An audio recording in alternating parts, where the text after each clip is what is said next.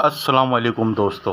Kansai machine में अगर skip आ रहा हो तो वो स्कीप किस तरीके से बंद किया जाता है, तो आज इसी टॉपिक पे वीडियो होने वाला है। तो मशीन आपको मैं चला के दिखाता हूँ।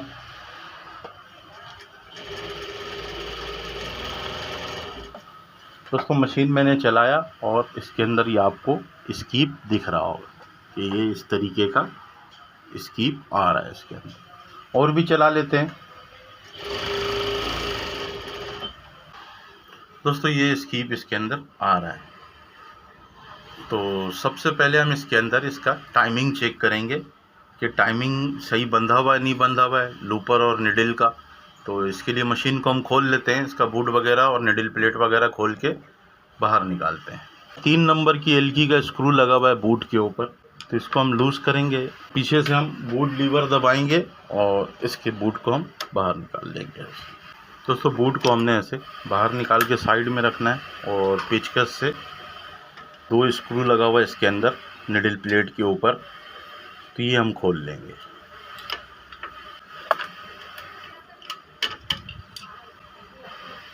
निडल प्लेट हम यहाँ से हटा लेंगे। दोस्तों इसका दांत भी खोल के हटा लेते हैं।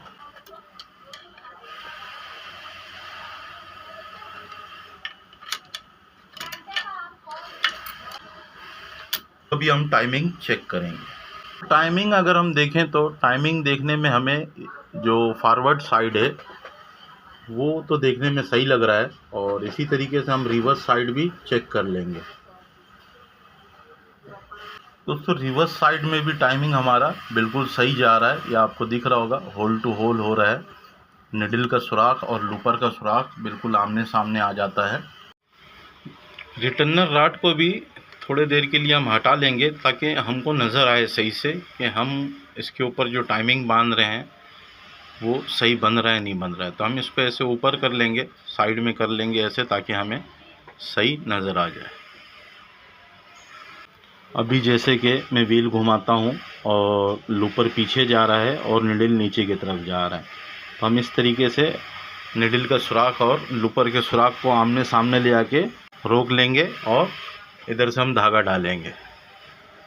निडल के अंदर हमने ऐसे धागा डालना है। धागा इस तरफ से निकल के आ जाना चाहिए, ये आपको दिख रहा होगा कि धागा निकल के आ गया है। अब इसी तरीके से दूसरे वाले निडल पे भी हम ऐसे ही चेक कर लेंगे। इस जगह पे अगर नहीं जा रहा होगा धागा तो आपका क्लेम आउट होगा, इसलिए नहीं जाएगा। दूसरे निडल में भी हम ऐसे ही धागा डाल के चेक करेंगे कि धागा जा रहा है या नहीं जा रहा है। तो ये आपको दिख रहा होगा कि धागा दूसरे साइड से निकल गया है। जब लूपर का फंदा पकड़ रहा होता है निडल, तो इस तरीके से आपने लाके रोकना है और दोनों निडल के अंदर धागा डाल के चेक करना है। होल को सामने करना है, दोनों लूपर का और निडल के होल को सामने करना है और धागा डाल के चेक करना है। तो इस एक तरफ से हमने चेक कर लिया। अब इसी तरीके से हम जो दूसरे साइड पे भी ऐसे हम चेक कर लेंगे इसको। जब निडल का फंदा लूपर पकड़ रहा होगा तो तब भी हमने ऐसे होल टू होल सामने कर लेना है, बिल्कुल निडल का और लूपर का सुराख एकदम आमने सामने कर लेना है और धागा ढाल के चेक करना है।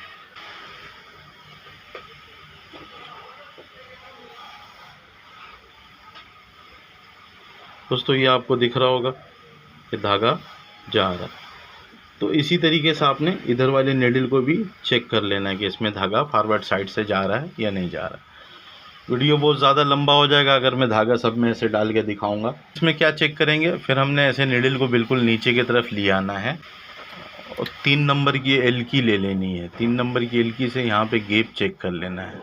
इसके अंदर आप 3.2 mm भी गैप रख सकते हैं और 2.8 mm भी गैप रख सकते हैं। अभी जैसे कि हमारे पास कोई मोटा कपड़ा सिल रहा है, तो मोटा कपड़ा सिलने के लिए जो निडल फंदा फुलाता है और लूपर उस फंदे के अंदर घुस जाता है, तो वो फंदा बड़ा छोटा करने के लिए हम निडल बार का हाइट ऊपर नीचे करते हैं। तो जब अगर हमें मोटा कपड़ा सीना है तो हम निडल बार का हाइट नीचे करेंगे, और इसी तरीके से जब हम लाइट कपड़ा सिएंगे तो हम निडल बार का हाइट ऊपर करेंगे। तो यहाँ पे 4 नंबर की एलकी का स्क्रू लगा हुआ है जो इस पूरे रॉकर को आगे पीछे करवाता है। तो हम क्या करेंगे, अगर मोटा कपड़ा सी रहे हैं तो 3.2 2 mm तक का हम गैप रख देंगे इसके अंदर। निडिल बिल्कुल नीचे लाएंगे और लूपर बिल्कुल पीछे लेके जाएंगे। और अगर हम कोई लाइट कपड़ा सी रहे हैं तो हम 2.8 mm का गैप रखेंगे और इसको होल टू होल कर देंगे। तो निडिल बार जब हमारा ऊपर नीचे होगा तभी जाके हम इसके रॉकर को आगे पीछे करेंगे, तभी ये इसका निडिल का सुराख और लूपर का सुराख आमने सामने आएगा।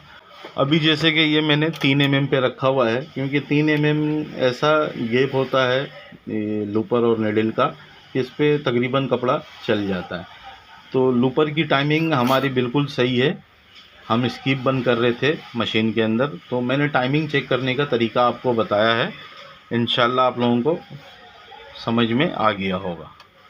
तो अब हम आगे ये करेंगे कि इसका रिटर्नर जो है इसको हम जगह पे सेट कर लेंगे दोबारा से। 2 स्क्रू लगा हुआ होता है, इनको हम लूज़ करेंगे और लूज़ करने के बाद रिटर्नर को हम ऐसे अपने जगह पे सेट कर लेंगे। अगर आपने ये वीडियो देखना है कि इसका रिटर्नर रॉड और रिटर्नर किस तरीके से सेट किया जाता है तो मेरे चैनल पे अपलोड किया हुआ है, आप देख सकते हैं। दोस्तों अभी हम चेक कर लेंगे कि हमारा जो रिटर्नर है वो सही वर्क कर रहा है कि नहीं कर रहा है। अभी आपको जैसा दिख रहा होगा कि रिटर्नर हमारा ज़्यादा इस तरफ है, थोड़ा सा हम क्या करेंगे इसको इस तरफ करेंगे। इधर से जो स्क्रू हमने टाइट किया था इसको हम दोबारा लूज़ कर लेंगे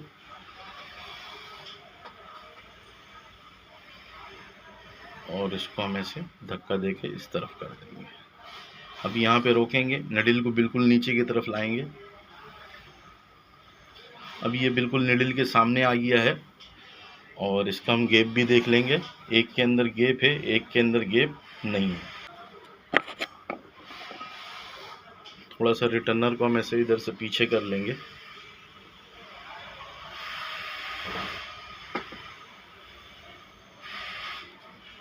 दोस्तों एक धागे जितना गैप देना है इसके अंदर, तो मैंने इतना गैप दे दिया है कि एक धागा आराम से गुजर जाएगा इसके अंदर से। रिटर्नर और निडिल के बीच में से एक धागा आसानी से गुजर जाएगा। अब हम व्हील घुमा के देखेंगे, रिटर्नर जो है वो लूपर के साथ टक्कर तो नहीं रहा है, तो बेहतरीन है। इस जगह पे चेक कर लेंगे ऐसे दबा के, तो रिटर्नर सेट है। मशीन में फिडोक लगा लेते हैं। इसके पीछे एक वाशर लगा हुआ होता है स्क्रू के पीछे, तो वाशर को हमने अपने सामने तरफ रखना है बिल्कुल। ये अभी हमने यहाँ पे उसके से हल्का सा टाइट करना है, फुल टाइट नहीं करेंगे। इसके ऊपर निडिल प्लेट रखेंगे और इसकी ऊंचाई देख लेंगे। इसकी ऊंचाई देख लेंगे कि ऊंचाई हमारी इस तरीके की होनी चाहिए। जैसे ही निडिल हमारा निडिल प्लेट से अंदर जाना शुरू होता है तो फिडोक भी अंदर चला जाता है, और इसी तरीके से जब तक का निडिल बाहर नहीं आता है तो फिडोक भी ऊपर की तरफ उठ रहा होता है। जब निडिल इधर से बाहर निकल जाता है तो फिर ये आगे बढ़ना शुरू होता है। तो इस तरीके से हम चेक कर लेंगे। तो अभी ये बिल्कुल सही है। इसी जगह पे हम इसके स्क्रू को टाइट कर लेंगे, यहाँ से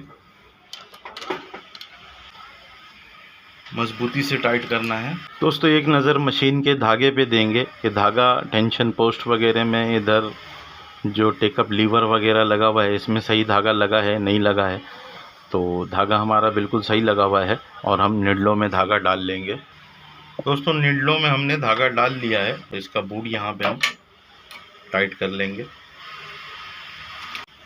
व्हील की मदद से निडल को हम नीचे की तरफ ले आएंगे और इसके बूट को हम सेट कर लेंगे। बूट के सुराख के साथ सेंटर कर लेंगे निडलों को, और उसके बाद हम यहाँ पे 3 नंबर की एलकी लगा के इसके बूट को टाइट कर लेंगे। दोस्तों इसके दोनों लूपर में हम धागा डाल लेंगे और धागा डालने के बाद इसको हम ऐसे जगह पे बैठा लेंगे। दोस्तों मशीन को चला लेते हैं। मशीन का पावर ऑन करेंगे और इसके ऊपर कपड़ा लगाएंगे।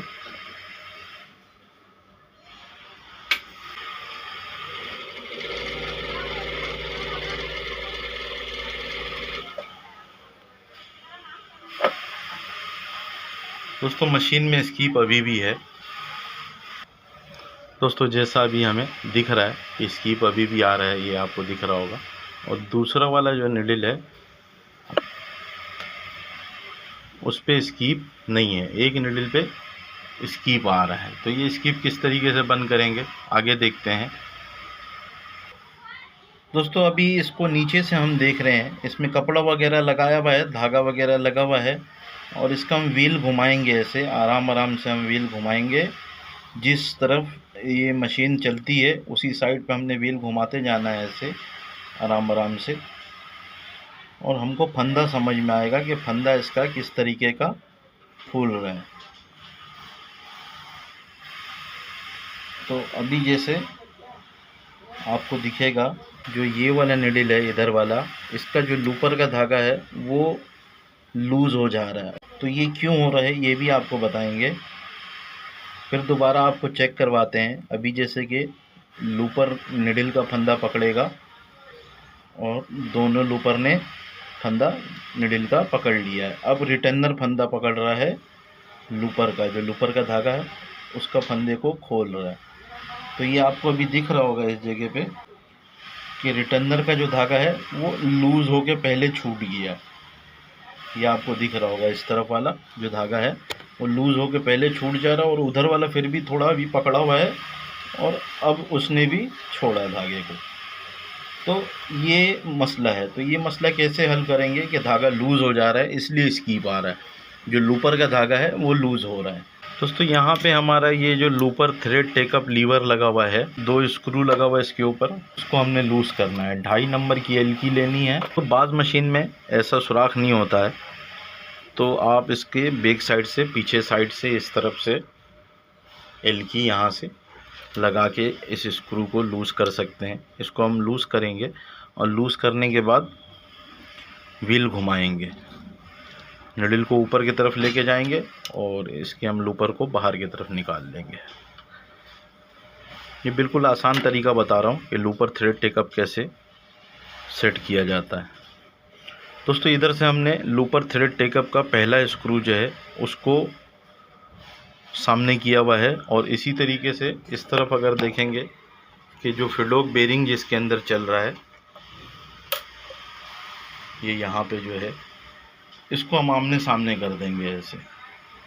जो इसका पहला स्क्रू है, पहला स्क्रू के साथ आमने सामने ऐसे कर देंगे और इसको उधर ऐसे धक्का देके और टाइट कर देंगे। अभी हम चेक करेंगे दोबारा। अभी दूसरा स्क्रू टाइट नहीं करेंगे, अभी हम पहले चेक कर लेंगे।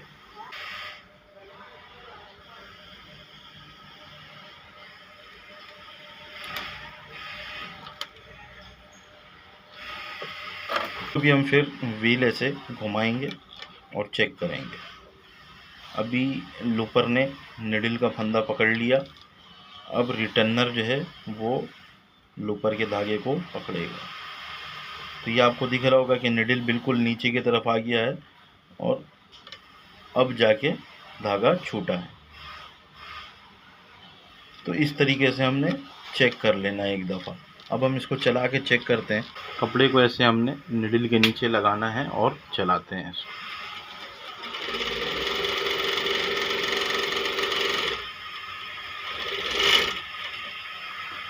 दोस्तों ये आपको सिलाई दिख रहा होगा।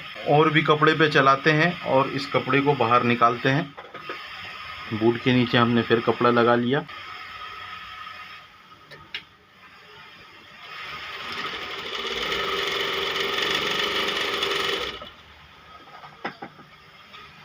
दोस्तों ये आपको दिख रहा होगा, बिल्कुल साफ सिलाई आ रहा है, स्कीप हमारा बंद हो गया। तो इससे ये क्या ज़ाहिर होता है कि हमने टाइमिंग वगैरह सब कुछ चेक किया, टाइमिंग वगैरह सही था सब कुछ। इसका जो हमारा लूपर थ्रेड टेकअप लीवर ये आउट था और ये वाला रिटर्नर हल्का सा अंदर चिपका हुआ था ज़्यादा। तो असल मसला फिर हमें यही समझ में आता है कि इसका टेकअप लीवर आउट था। टेकअप लीवर को हमने जगह पे किया, मशीन बिल्कुल सही हो गई। अब आप 50 कपड़ा चला लें, इंशाल्लाह बिल्कुल सही चलेगी। दोस्तों उम्मीद करते हैं मेरी वीडियो से आप लोगों को कुछ सीखने को मिला हो। अगर कुछ सीखने को मिला है तो मेरी वीडियो को अपने दोस्त यारों के साथ लाजमी शेयर कीजिएगा और अपने जॉब पार्टनर के साथ भी लाजमी शेयर कीजिएगा। दोस्तों अगर आप कहीं पे भी काम कर रहे हैं, आपने ये चीज़ लास्ट टाइम पे लाजमी याद रखना है कि स्क्रू आपने जितना भी लूज़ किया होगा उन सब को दोबारा से एक दफ़ा चेक कर लेना है कि टाइट है या नहीं है। फिर उसके बाद ऑपरेटर को बैठाना है या ख़ुद से चला के चेक करना है। एंड दोस्तों अल्लाह हाफिज़।